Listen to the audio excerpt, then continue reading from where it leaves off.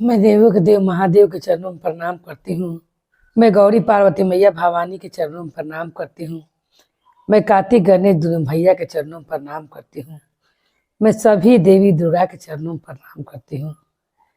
जितने गुरु भाई बहन लोग हैं उनको मैं प्रणाम करती हूँ और महादेव से दया मांगती हूँ कि हे महादेव अब सब पर दया कीजिए, पल पल दया कीजिए। हे महादेव, गुरु भाई बहन लोग, आज आप लोग में कैसे महादेव एक भक्त के घर तक पहुंच जाते हैं उनके बारे में कथा है। गुरु भाई बहन लोग,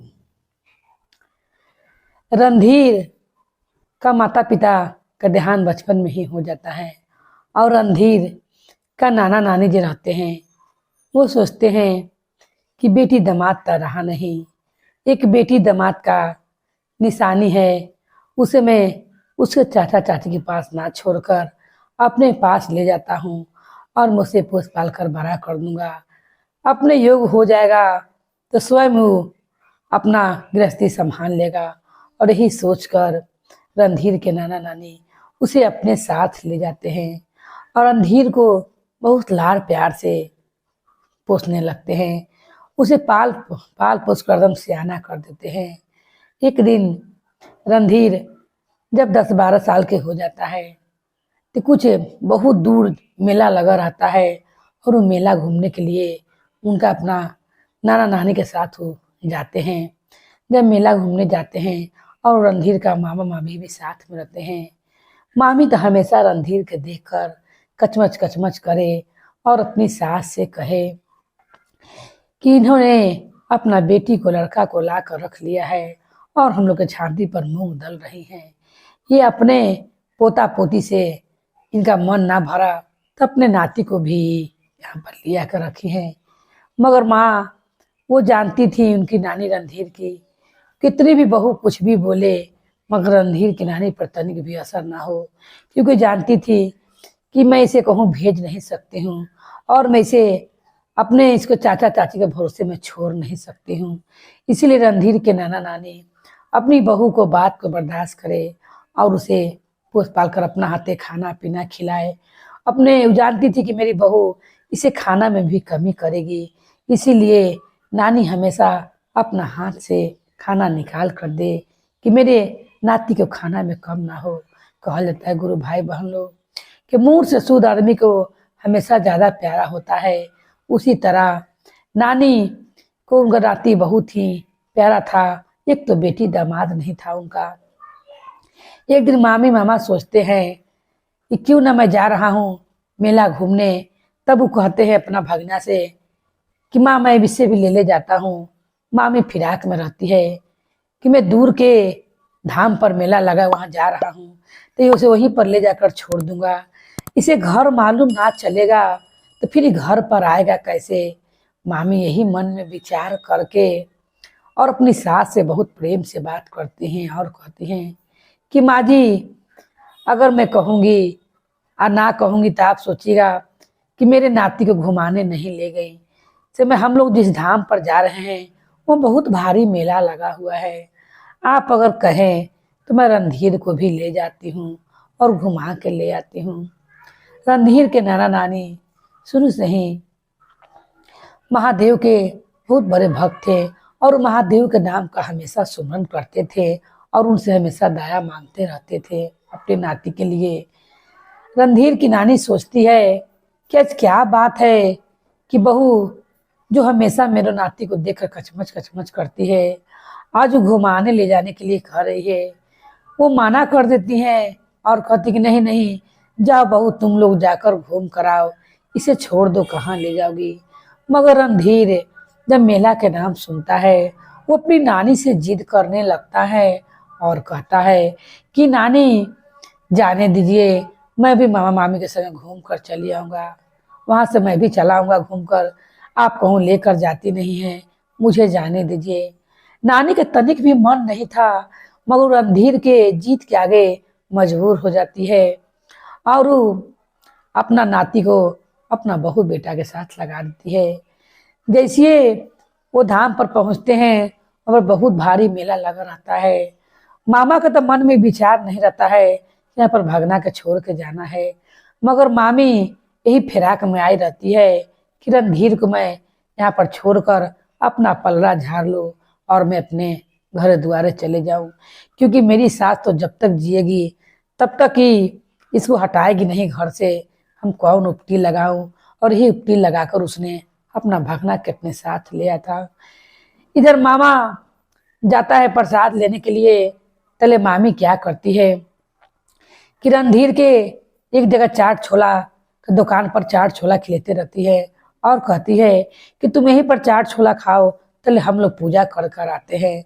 मामा उधर प्रसादी लेकर आता है और पूछता है कि रणधीर कहाँ है। अपने रणधीर के संग जो उनका मामी का बेटा रहता है उन्हें वो सिखा देती है कि तुम मंदिर के अंदर चले आना, मैं तुम्हें वहीं पर भेटाऊंगी। इसे छोड़ देना, तुम पहले चाट खाकर और तुम वहां पर चले आना। कहना कि माँ से पैसा मांगने जा रहा हूँ देने के लिए। ये स्वयं यहीं पर भुला जाएगा और रह जाएगा। इतने में रणधीर के संग जो चाट खाते रहता है उनका मामा का लड़का, वो तुरंत अपनी माँ के पास पहुंच जाता है और माँ उसकी मंदिर के अंदर रहती है। रणधीर कहता है मामी कहाँ जा रही हैं। वो कहते हैं जहाँ पर मामा प्रसाद लेने गए हैं मैं वहीं पर जा रही हूँ और मैं प्रसाद लेकर आती हूँ। ये नहीं कहती कि मैं मंदिर के अंदर जा रही हूँ। और कहती है दिखावे के लिए तुम यहाँ से कहूँ जाना नहीं, यहीं पर रहना, मैं तुम्हें यहीं पर लेने आऊंगी। कहूँ इतना बड़ा मेला में नहीं भुला जाना, तुम यहीं पर रहना। ये कहकर वो चली जाती है। इधर रणधीर का जब मेरा भाई रहता है उससे पहले वो खाकर और कहता है कि पैसा लाना मैं भूल गया, मैं माँ के पास से पैसा लेकर आता हूँ, तले आप तक यहीं पर रहिए।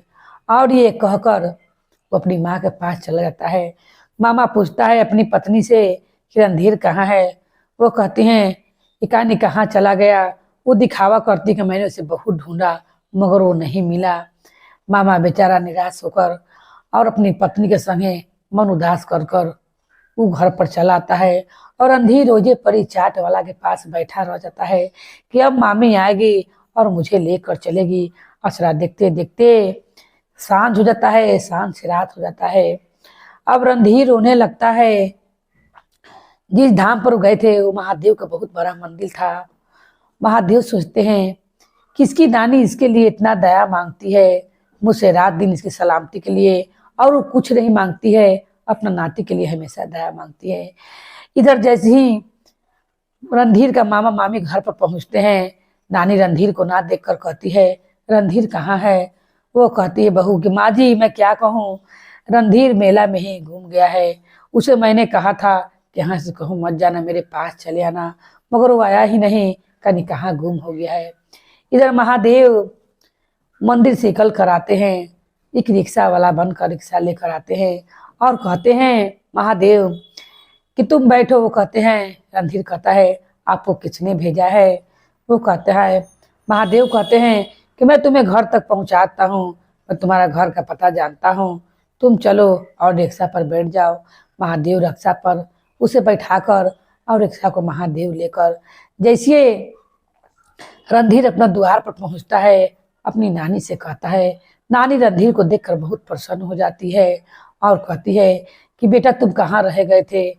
मैं तो नम निराश हो गई थी कि लगता है कि बेटी दामाद के संगे संगे तुमसे भी मैंने हाथ धो लिया। मैंने तुम्हें ये माना किया था कि तुम मामी मामा के संग मत जाओ, मगर तुम नहीं मानो। नाती कहता है नानी आप पहले वो रिक्शे वाले जो मुझे लेकर आए हैं उनके लिए आप पैसा दीजिए कि मैं उन्हें दे दूं। उन्होंने बिना पैसा के मुझे यहाँ तक छोड़ दिया है। नानी जैसी पैसा लेकर द्वार पर जाती है, क्या देखती है कि ना हमारा रिक्शा वाला है और ना रिक्शा है। नानी कहती रणधीर से वहाँ पर कोई रिक्शा वाला नहीं है ना रिक्शा है। वो कहता है रणधीर तब वो कौन थे जो मुझे यहाँ तक लाकर दे पहुँचा गए, और आप लोग को नाम भी बता रहे थे। नानी तुरंत समझ जाती है ये कृपा महादेव ने किया है और मेरे नाती को सही सलामत मुझ तक मेरा नाती को मुझ तक महादेव ने पहुंचाया है। और जब महादेव को नमन करते हुए कहते कि हे महादेव, जिस तरह आपने एक भूला व्यक्ति को, एक भूला सा बालक को आपने मेरा घरे पहुंचा दिया और मुझसे मिला दिया, हे महादेव आप बहुत दयालु हैं, अपना कृपा मेरे नाती पर ऐसे बना कर रखिएगा। तो जिस तरह महादेव ने उस मेला में से अपने धाम पर से भुलाए हुए रणधीर को उन्हें घर तक पहुंचा दिया। महादेव सब पर अपना कृपा ऐसी बना कर रखे, कोई भी उनका धाम पर जाए और कहूँ छूट जाए, उस पर महादेव अपना कृपा वैसी करे और उन्हें घर तक पहुंचा दे। बोली हर हर महादेव की जय, गौरी पार्वती मैया भवानी की जय, भैरव भैया की जय, हर हर महादेव की जय।